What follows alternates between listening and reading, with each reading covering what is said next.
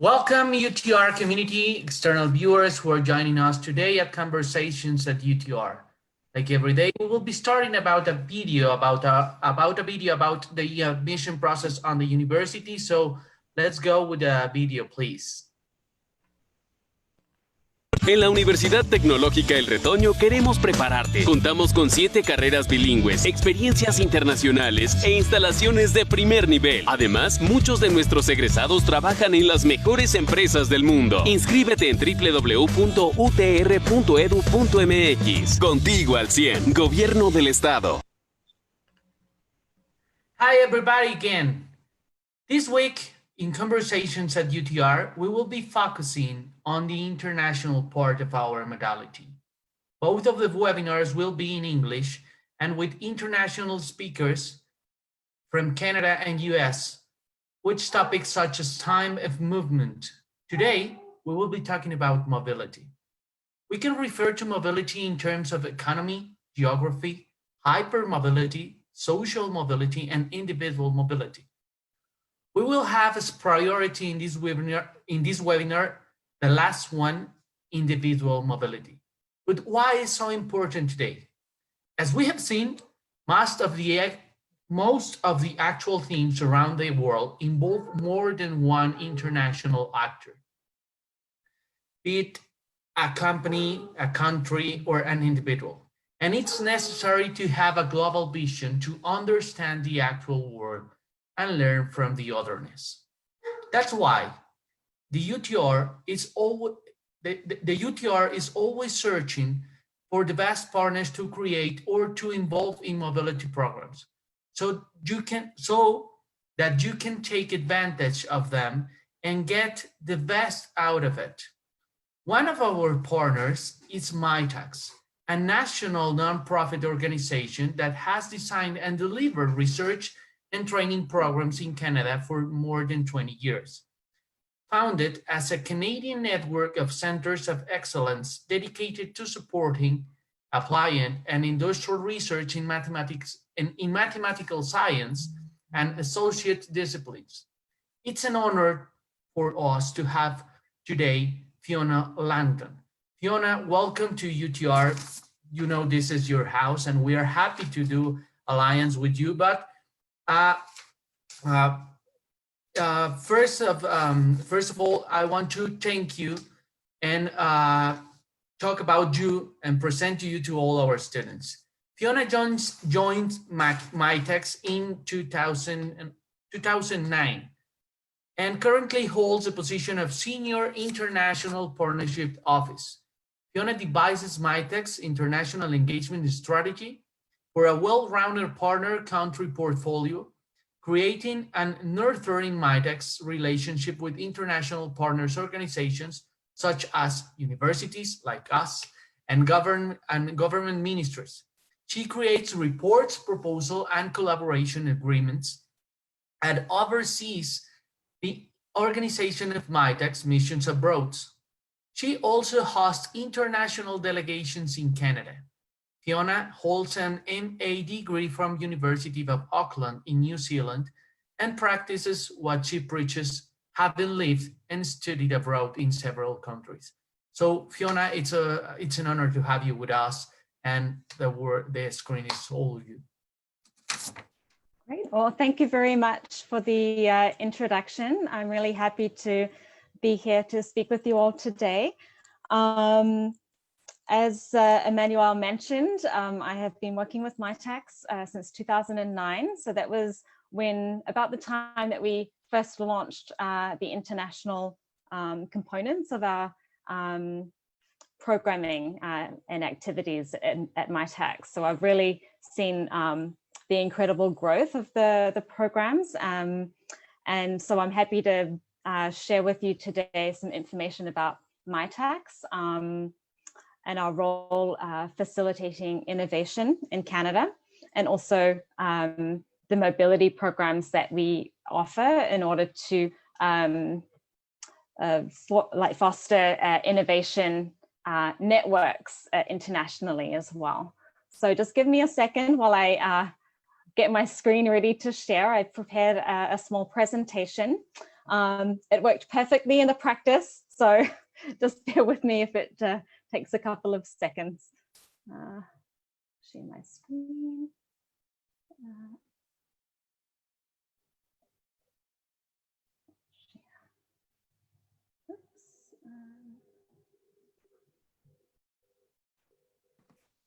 We see your screen now. Oh, you see it now? Okay, yeah. Great. I'll just get my, sorry, I'm just organizing.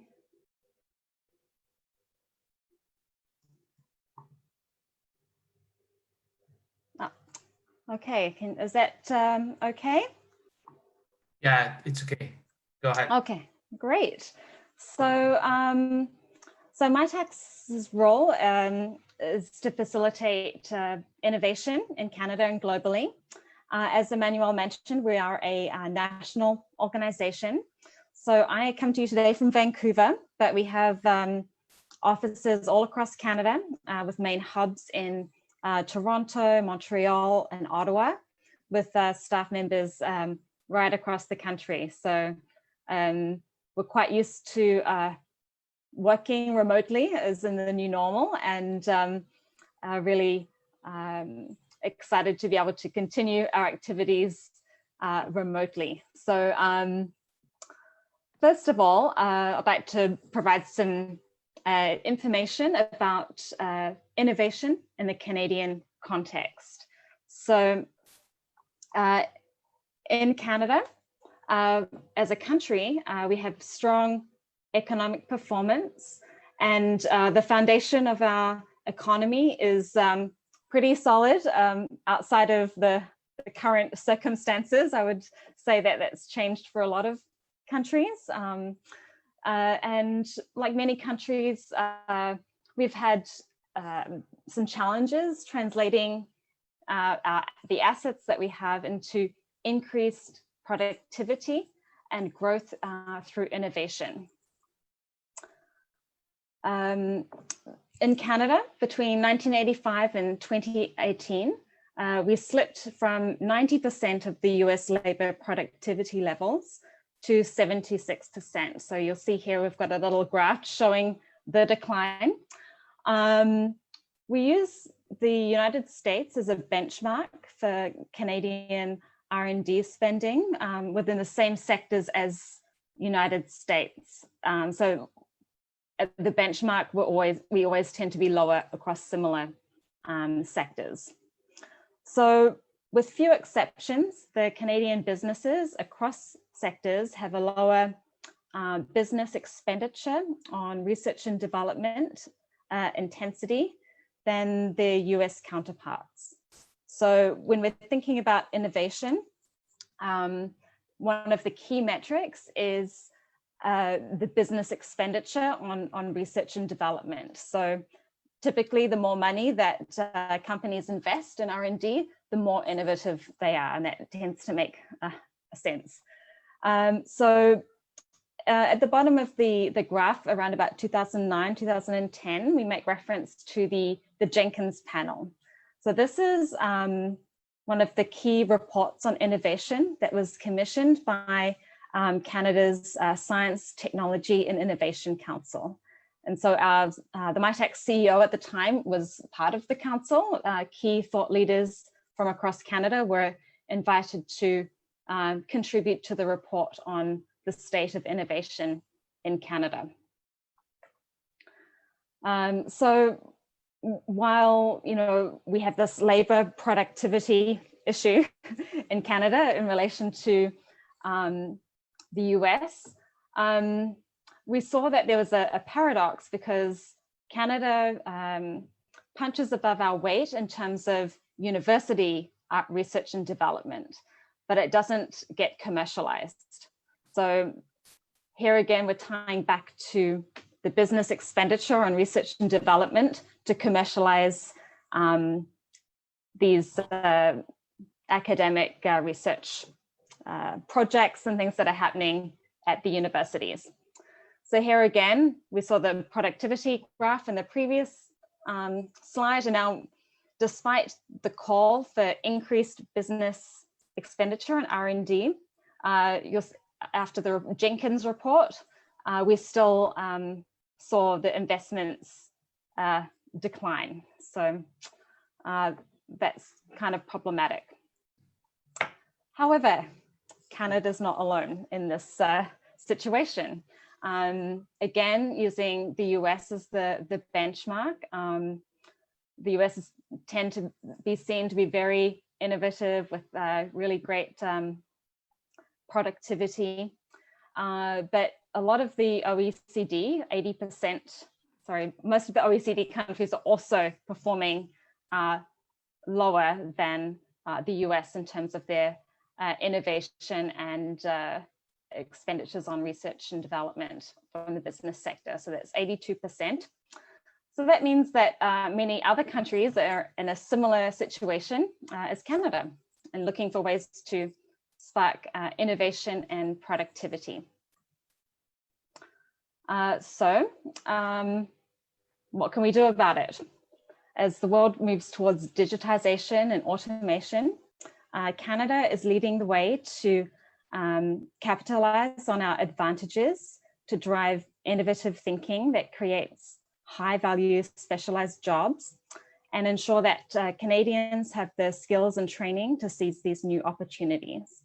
So this requires both a domestic and an international approach because, you know, I think a lot of countries want to help each other out and a lot of countries also face this challenge.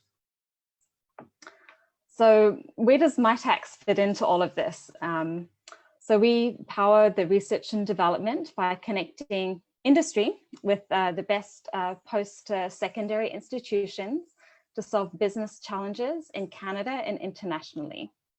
So we get our funding from the Canadian federal and provincial governments, and we drive research and innovation by building global research networks to boost international collaboration.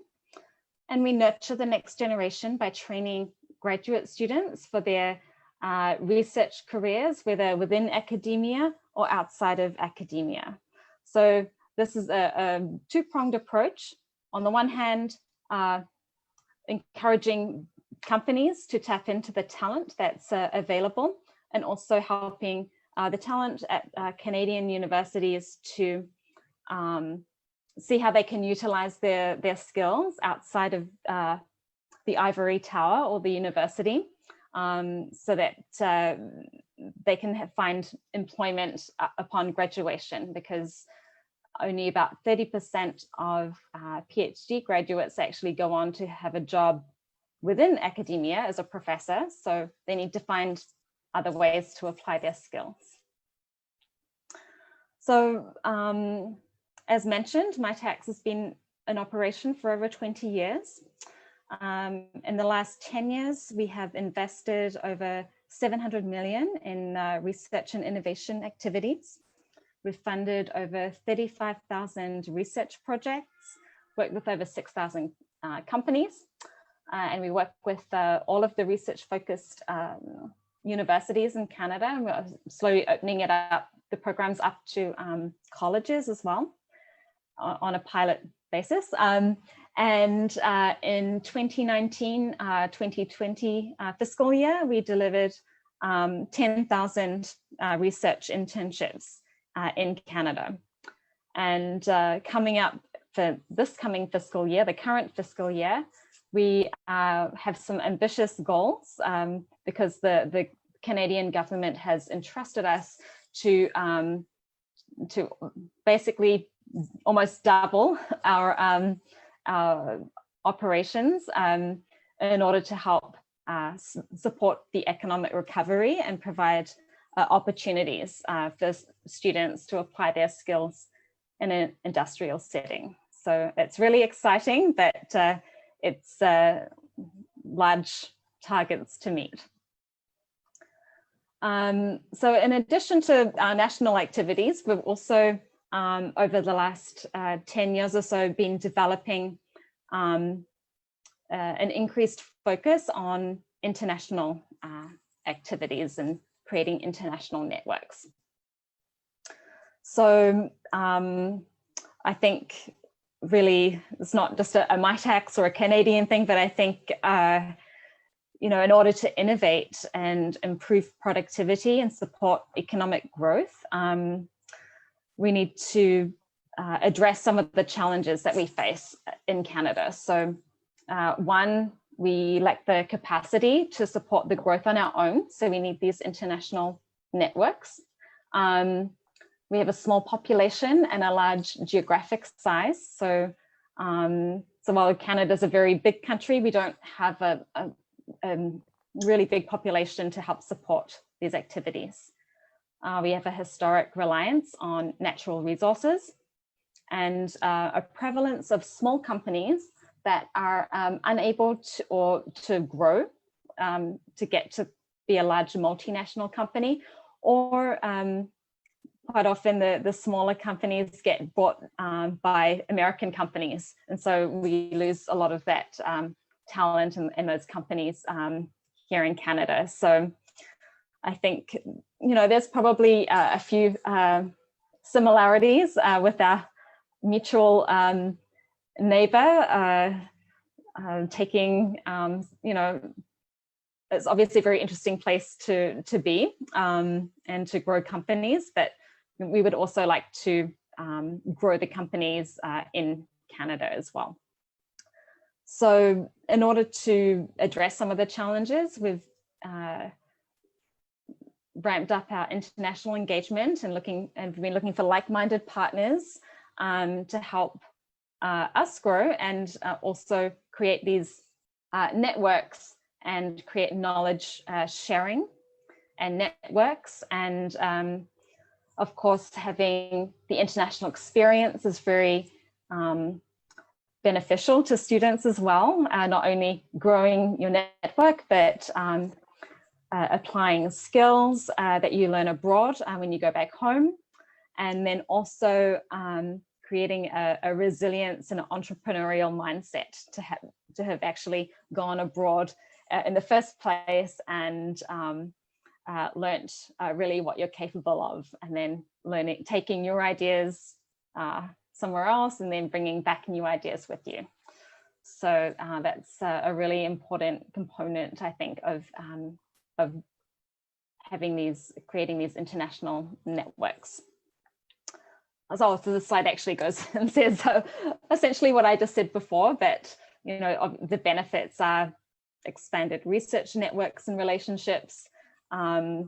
Yesterday I participated in a webinar about the scientific diplomacy. So there's a lot of networking and relationships that happens at the scientific level that really helps formulate the national agenda as well. So that's really exciting.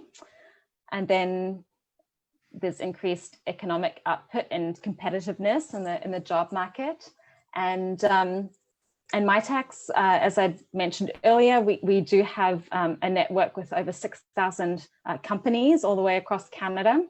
And we work with all the research-focused institutions. So so really, we are a one-stop shop for accessing both the industrial and academic side here in Canada. So in order to facilitate all of these activities, we have developed a suite of programs to help formalize the activities.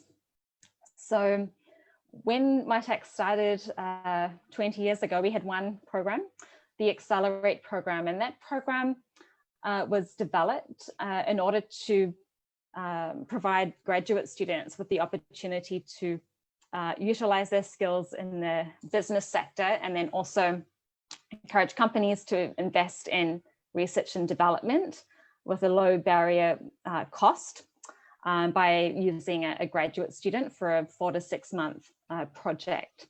So the companies put in some money, Mitacs puts in some money, and the student receives a nice research stipend for their time.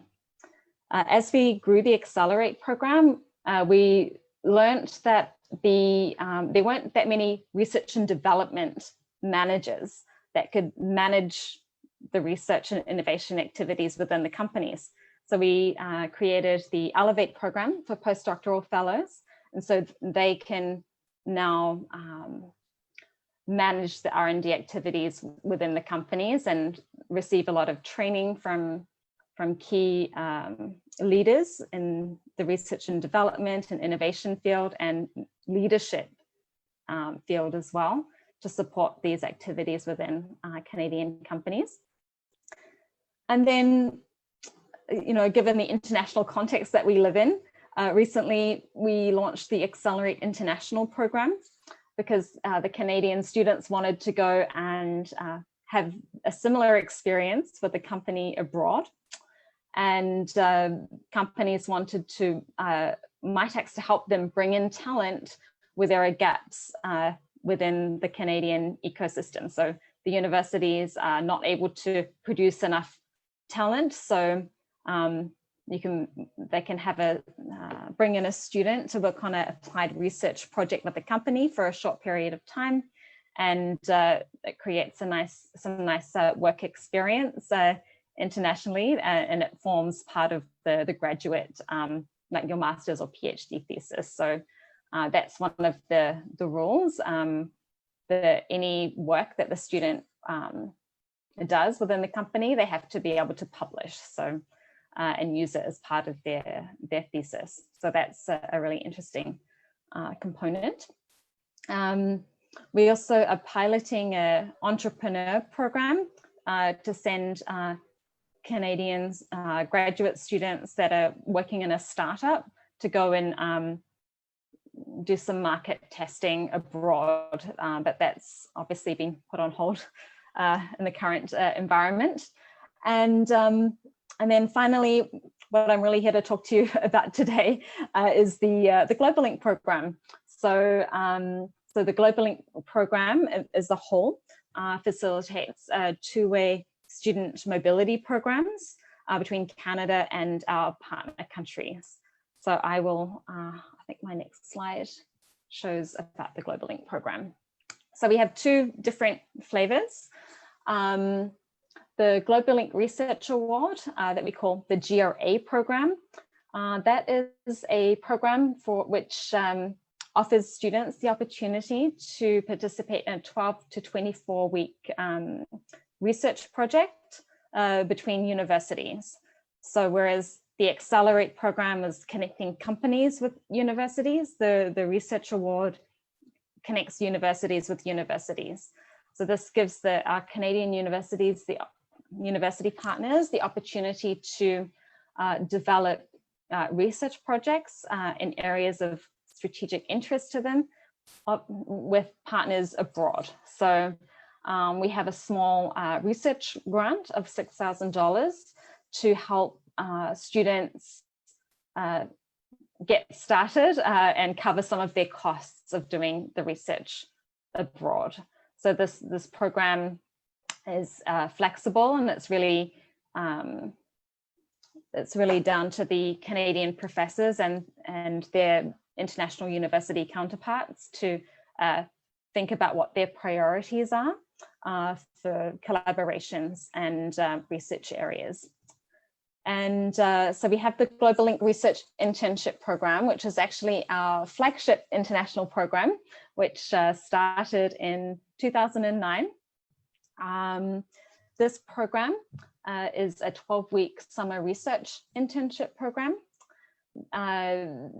Students receive an award valued around about $12,000 all together.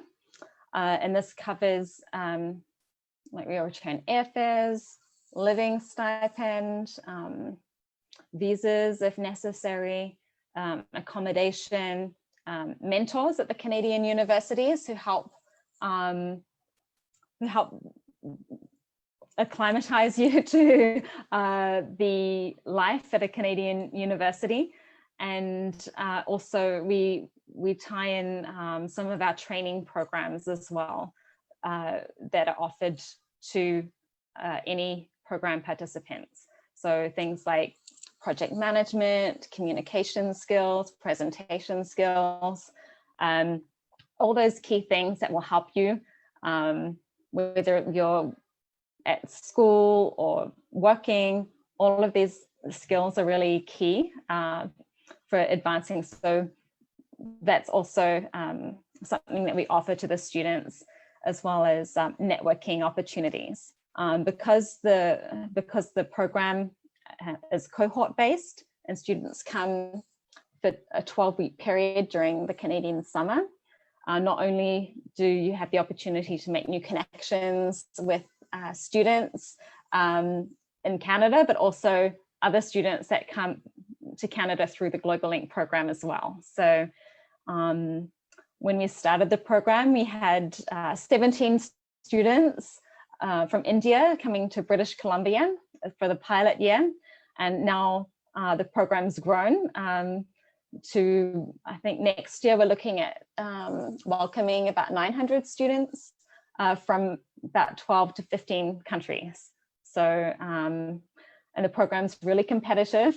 We have the top students from all over the world competing for placements, and we're looking forward to next year welcoming students from your institution too. So we're really excited about that.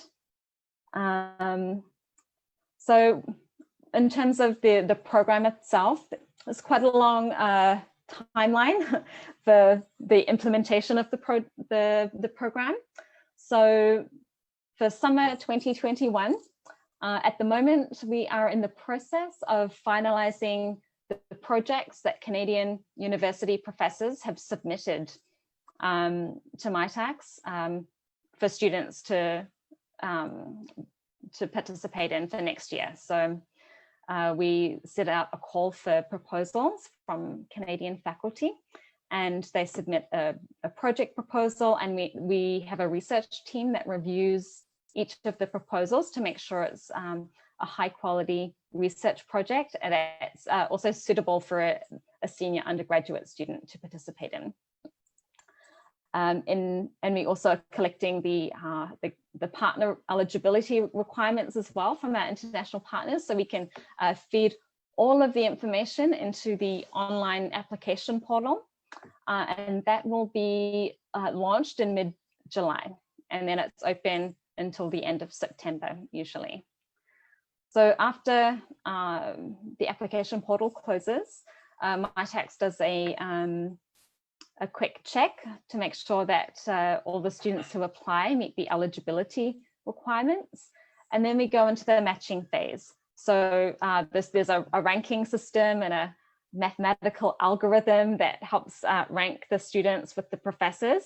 And then the professors are given, I think, a list of about 5 students to interview and check for suitability for the project. So after that process has taken place, the matches are finalized, and then in early January, usually that's about the time that the students, that Mitacs notifies the successful candidates that they've been accepted into the program, and then students can start their preparations, like maybe there's some pre-reading to do or something to do in advance of coming to Canada. And then early May is the earliest time to come to Canada for 12 weeks. And then as long as you're here for 12 weeks, it can be any time as determined between your home and host supervisor. So normally at this time of year, we would have almost 1,000 students here in Canada undertaking the research projects, but unfortunately we had to cancel the program this year since travel's not possible at this time. So, but we are looking forward to having things on track for next year. So to kind of help you on your way, I've got a few little key points here. So the online application portal opens mid-July, but there are things that you can do in advance of the application portal opening to help prepare for your submission, because we need things like transcripts and letters of recommendation from your professors. So please check out the website. You can also sign up for notifications and updates from Mitacs about the program. We have a sign up form on our website, and we also have a really good FAQ tab on the website as well. This is an excellent resource if you have any questions about eligibility requirements, deadlines, and things like that. So I've just did a quick screenshot of the website so you can have a little look and see that. Yeah, here's the frequently asked questions tab, and it opens up a whole new section of questions that we receive each year, and the answers to those questions. And also there's information about how to apply, student information, and things like that. And so some of our partners internationally have other additional requirements. So you would need to check in with your university if there's anything else that you would need to do. So, next slide. So Mitacs has been working with Mexico for a number of years. We started welcoming the first students through the Globalink Research Internship program in 2012, and since then we've had about 900 students, or more than 900 students, come to Canada. And when we opened up the outbound program in 2014, we've had over 70 Canadian students go to Mexico through the program. So the numbers are a little bit skewed, but one of the challenges in Canada is that not a lot of students choose to go abroad for whatever reason. There's a number of reasons, but we are working hard to increase the numbers of students who go abroad as well. And over the years, we've also been working on trying to increase our engagement with Mexico and establishing ourselves as a link between Mexican and Canadian research and innovation networks.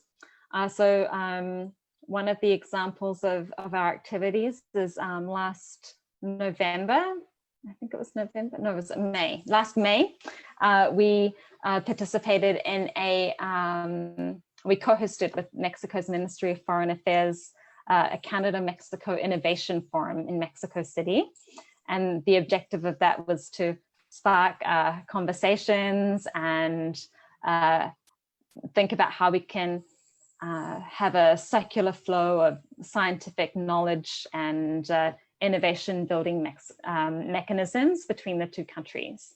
And each year, Mitacs also participates in the national level, like Mexico, Canada Human Capital Working Group sessions as well.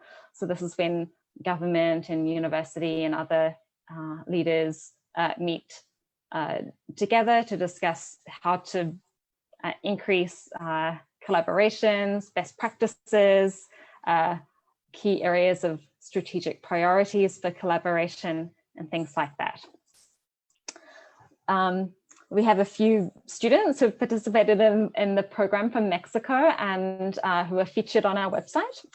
We have an interesting section of impacts and student successes from their participation in the program. So sometimes you could have two students participating in the same project with the same professor.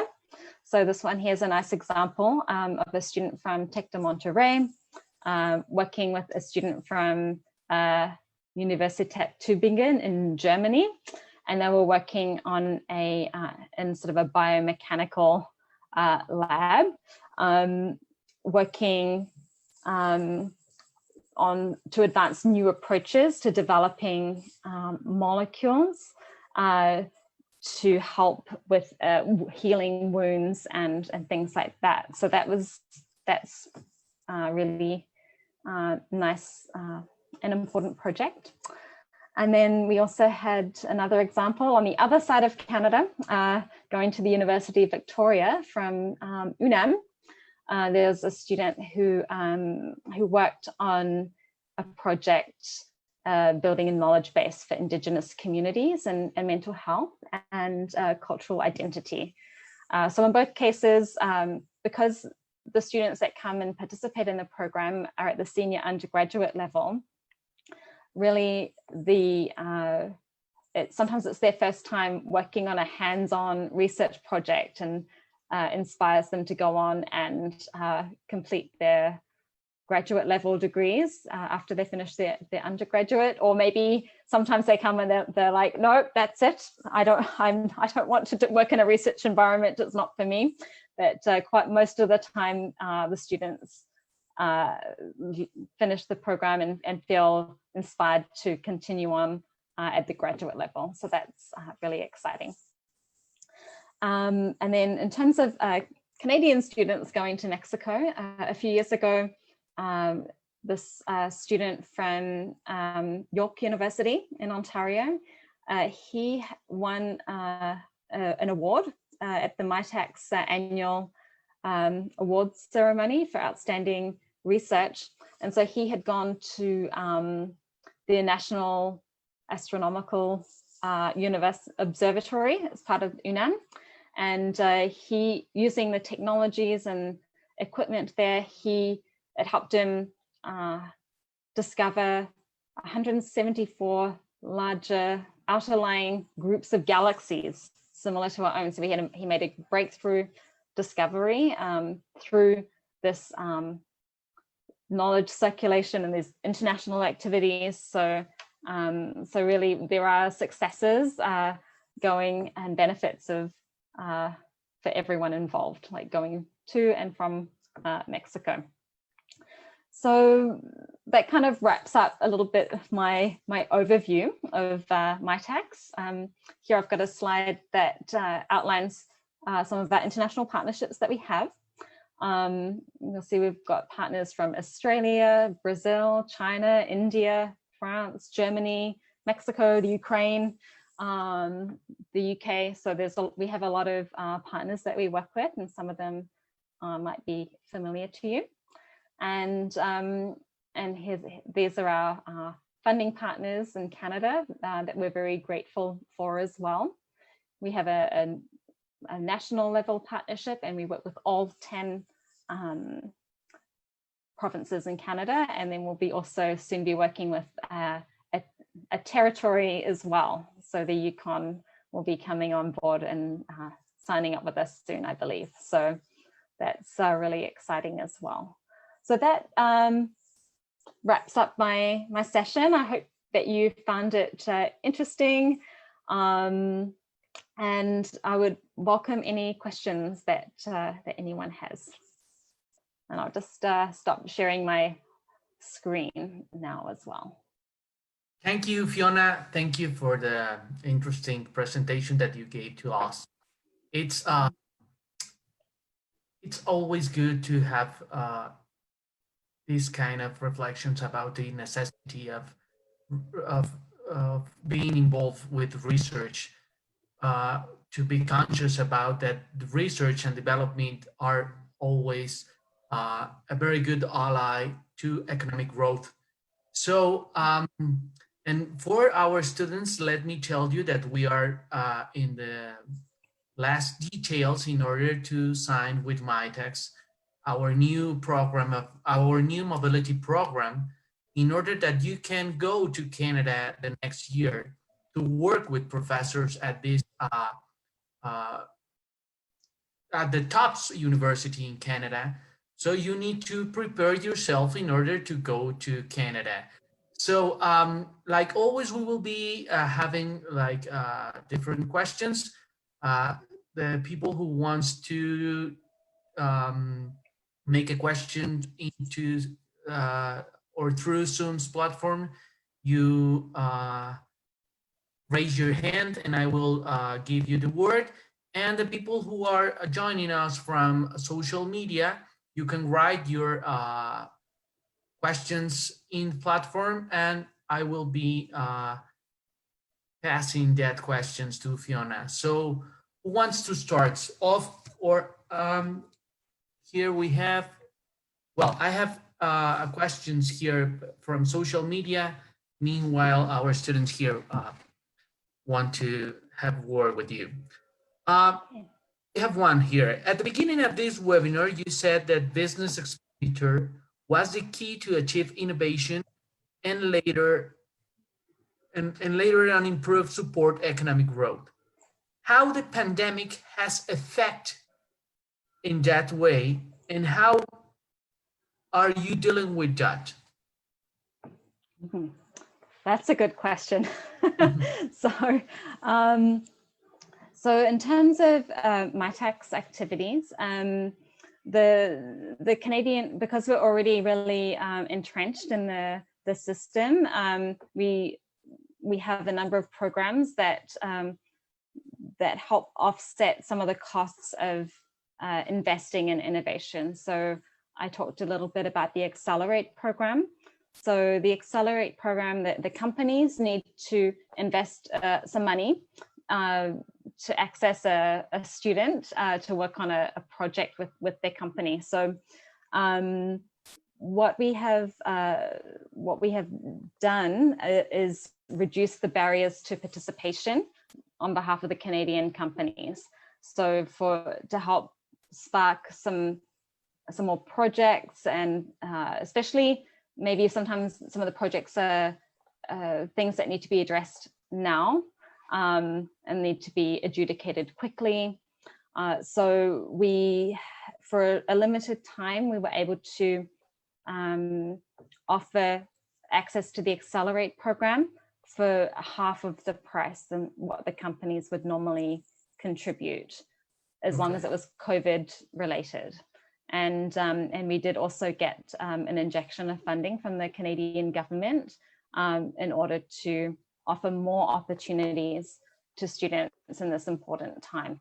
So it kind of works both ways. On the one hand, we get some money from the government to support the increased opportunities, and then on the other hand, reducing the cost of participation for anything that's COVID related. So it's really a government mandated activity that we're working on, but it's enhancing the programs that we already have in place.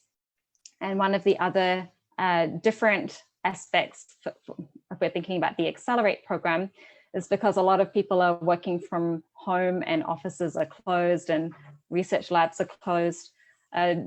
Participants are now able to, for a limited time in Canada, do their industrial research internship or their applied research internship remotely. So that's another thing that we're doing to try and stimulate some activity. Perfect. Good to know that you are like always also helping like business and industry to facilitate them the possibility of continue with this program, because normally we all talk about the link that that is necessary to have between universities, industry, and also government. But this is that is a good news.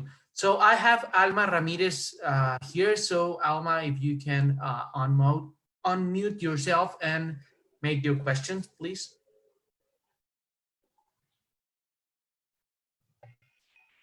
Good morning. I would like to ask, talking about innovation and research, what's the area that you consider that must be addressed most urgently from us as students?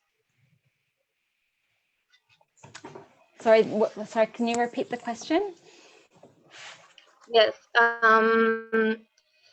Talking about innovation and research, what's the area that you consider that must be addressed most urgently from us as students, like proposing our projects in order to get the internship? Oh, that's a good question. I think that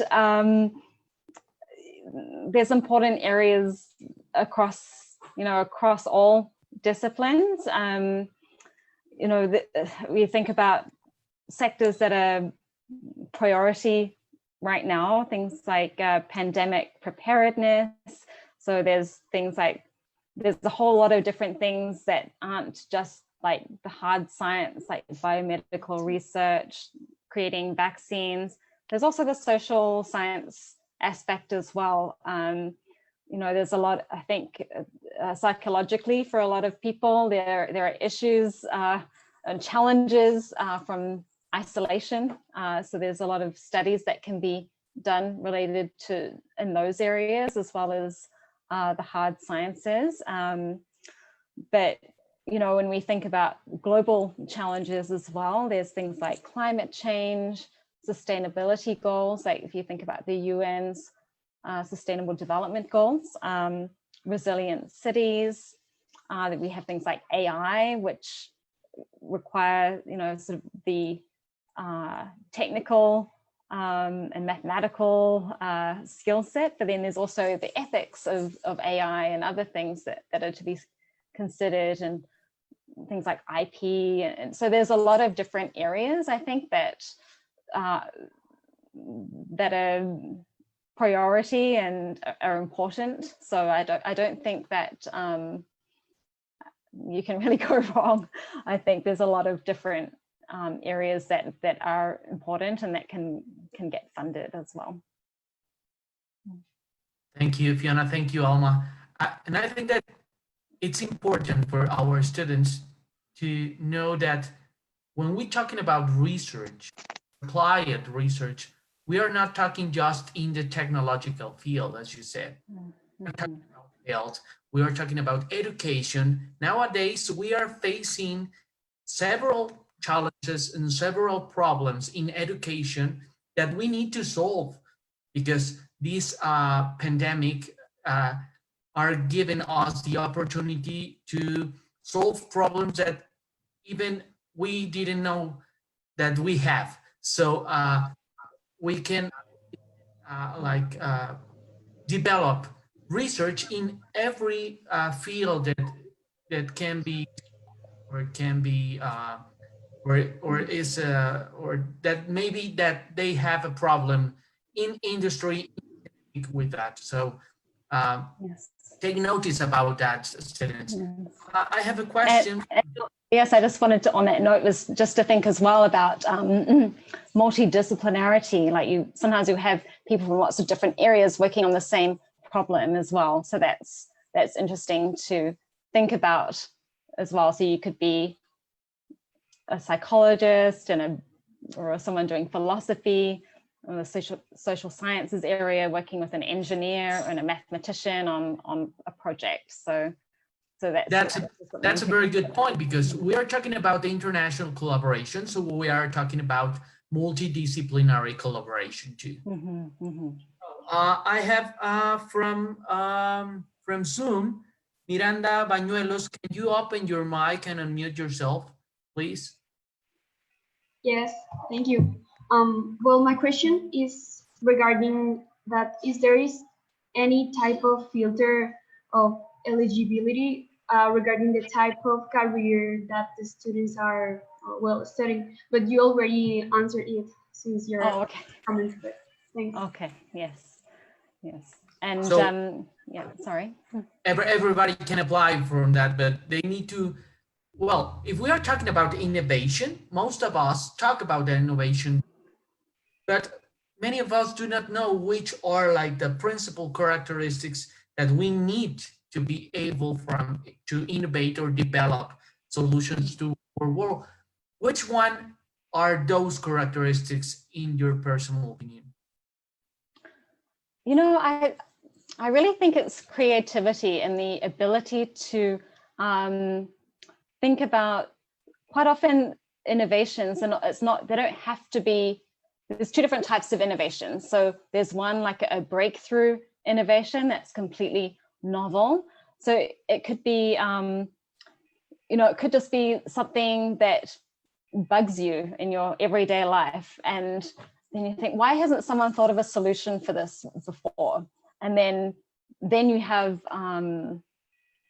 a breakthrough innovation and something novel that no one's thought about before, but then all of a sudden everyone needs and is really useful for your everyday life or just things that you like to have.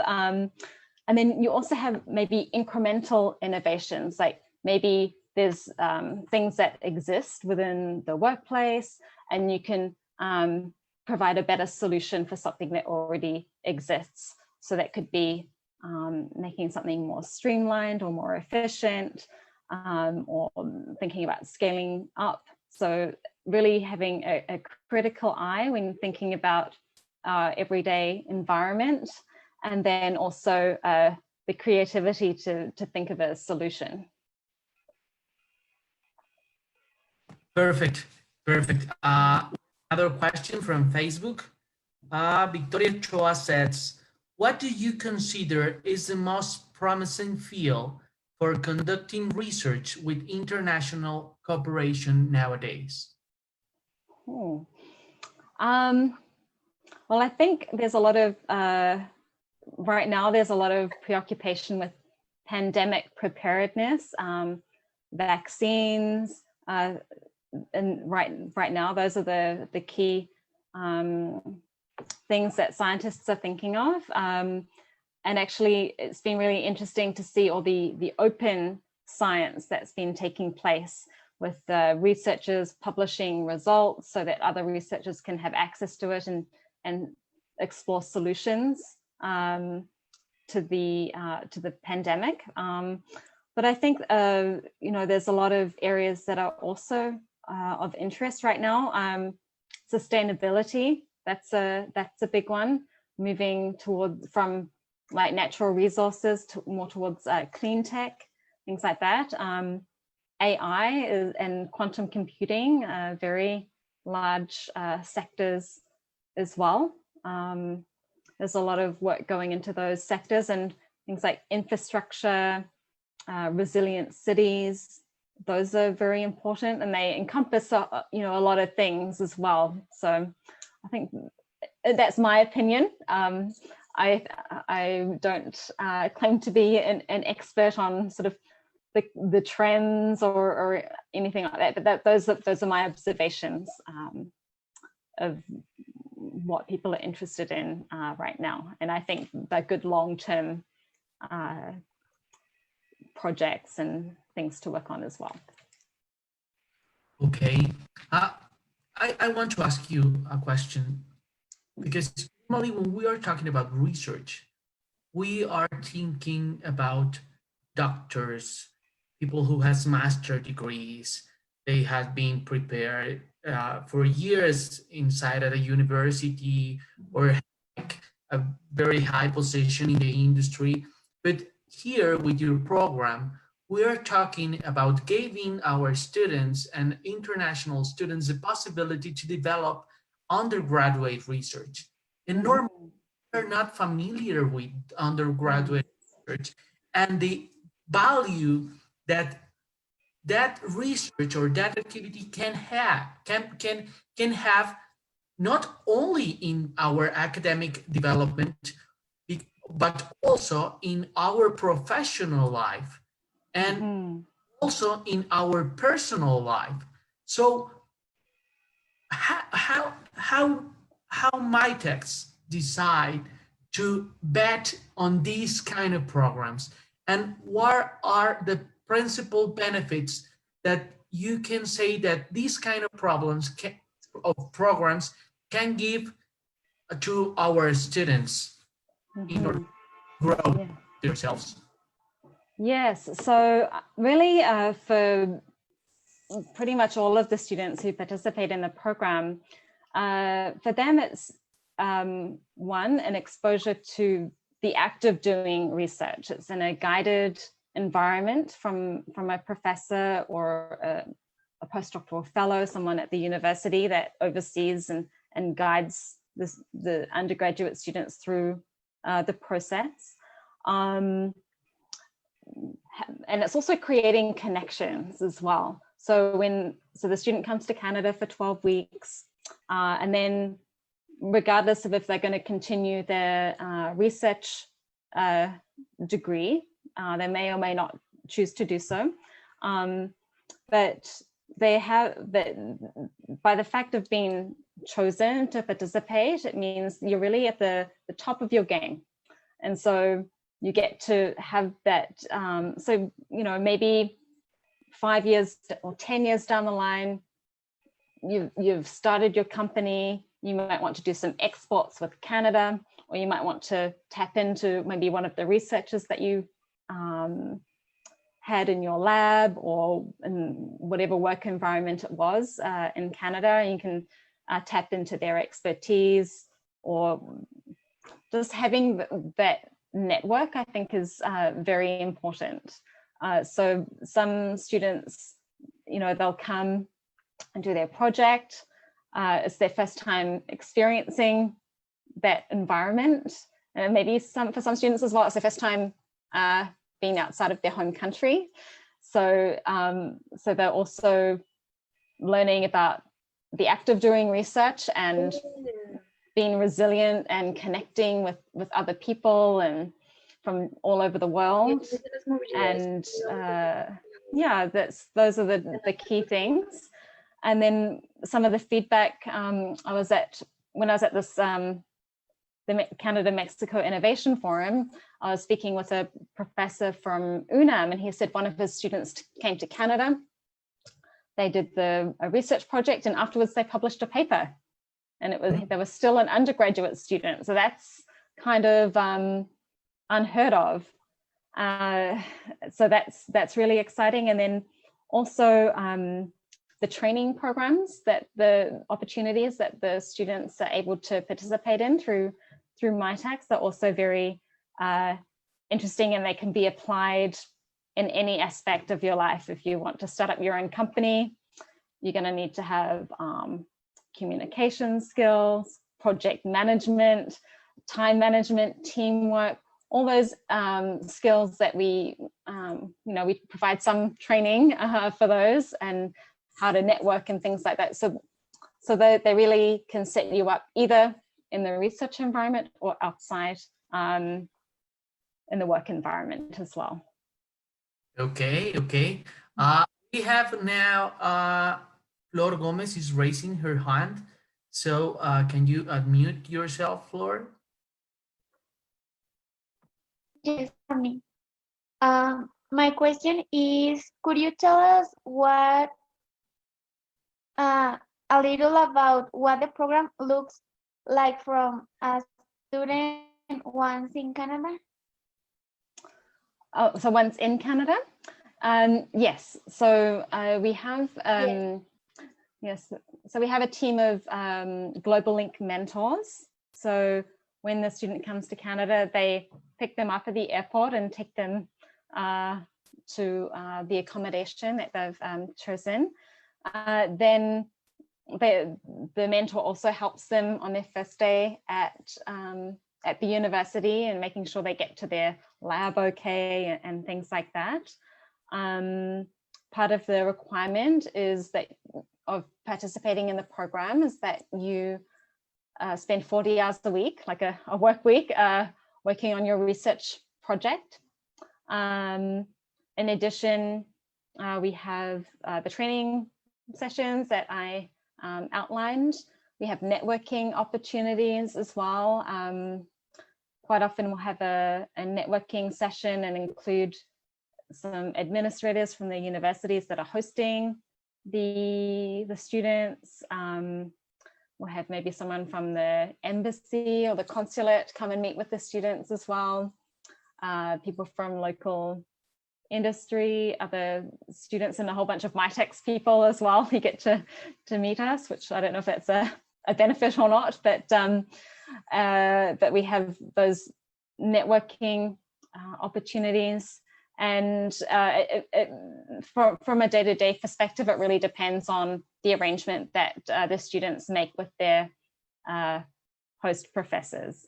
So, there's obviously weekends off and you can go and explore, and the mentors are also there to help set up activities, like social activities. So it's not, you know, 24/7 research and training and networking, but there's also opportunities to get out and about and explore the town or the city that you're in as well. Perfect. We are now going to, we are like reaching the hour that we have like planned to this conference, but we have like a few more questions if you don't have problem, Fiona. And I will be giving the word to Jesus Angel Mireles. Can you unmute yourself, please?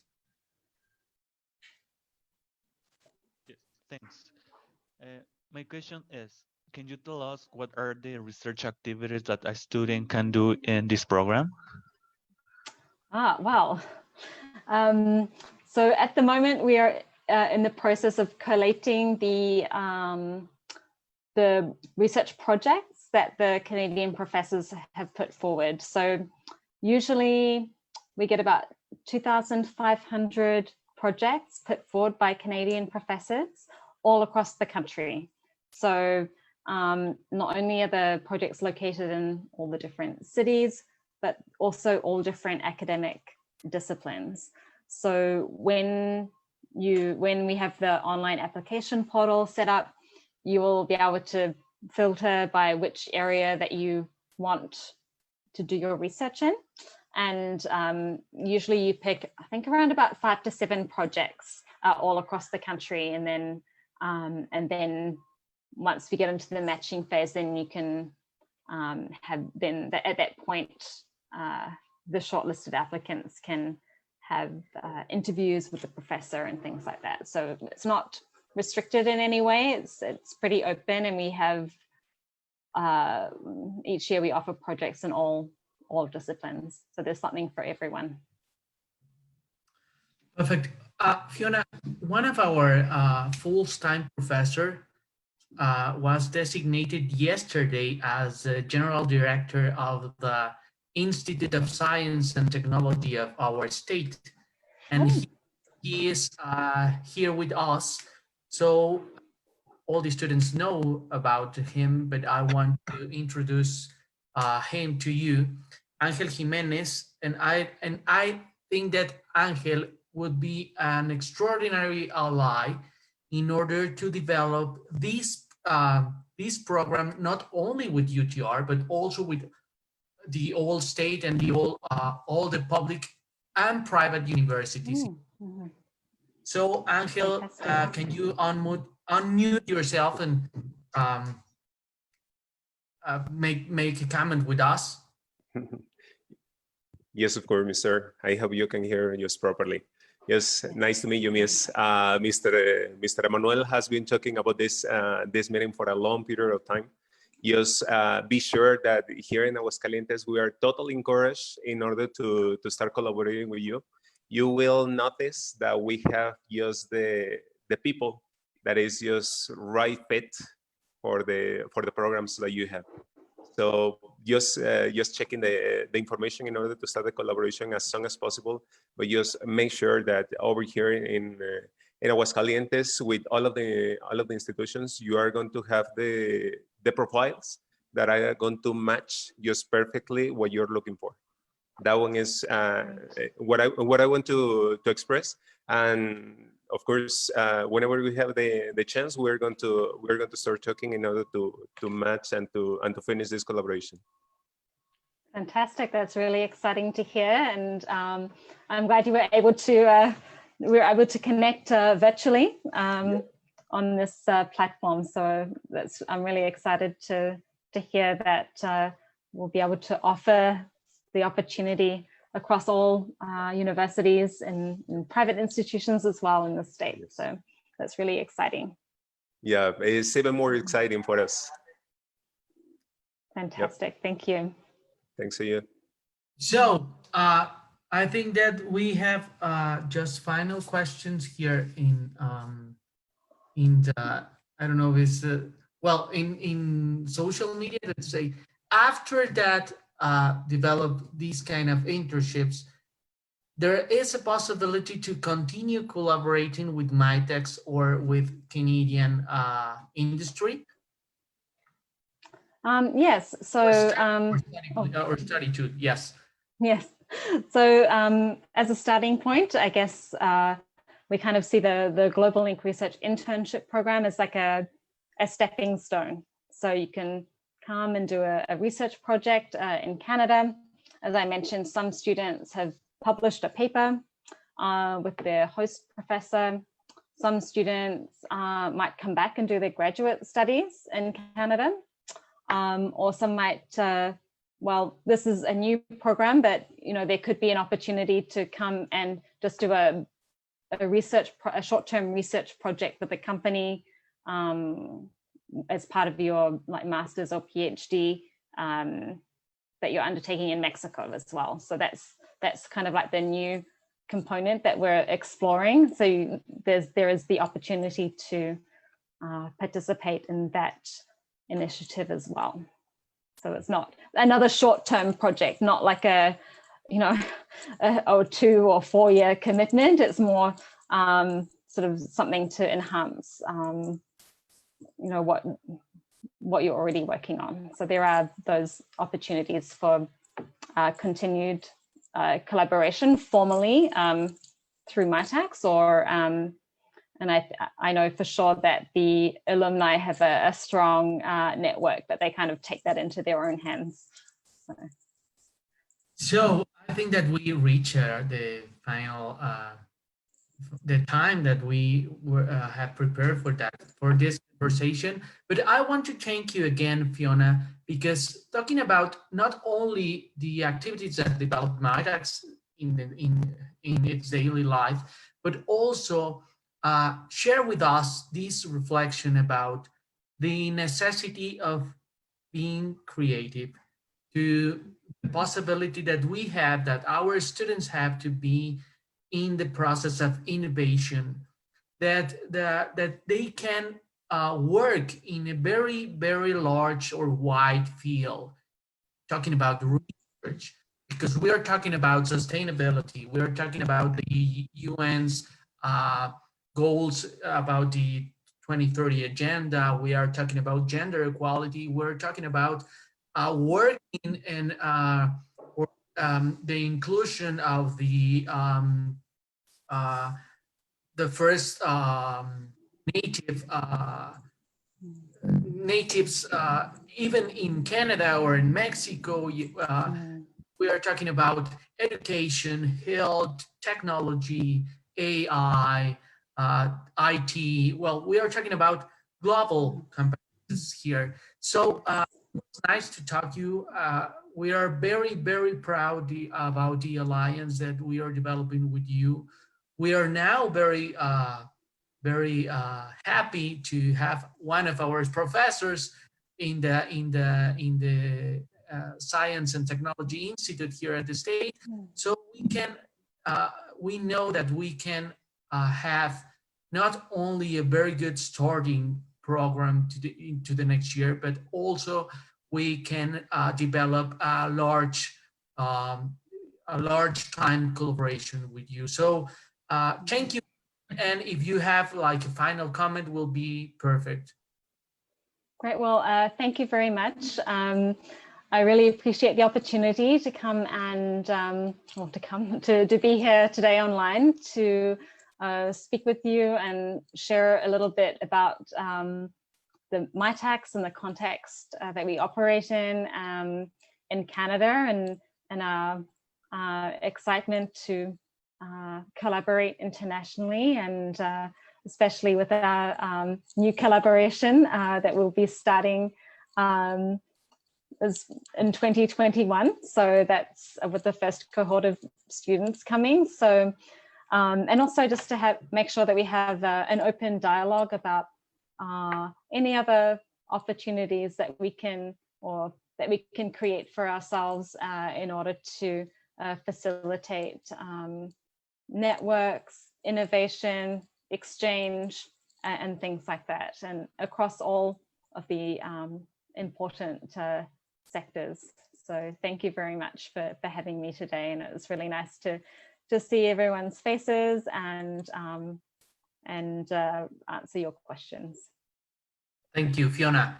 And to all of you, thanks all our students, the people who joins from other sides of the Mexican Republic. But I want to do a final remark. You said in your presentations, you are looking for like-minded partners. We talk globally. We will be having the possibility to solve global problems, not only for us like as a persons, as people, but only with our communities, for our countries. So thank you, Fiona, for the opportunity. For everybody, you have to remember that you must be safe, and proudly UTR. See you on the next conversations at UTR. Next Friday, we will be having Dr. Catherine Bauskill from RAND Corporation. So we expect you to join with us the next Friday. Thank you, and goodbye to everybody. Great. Thank you. Bye. Bye.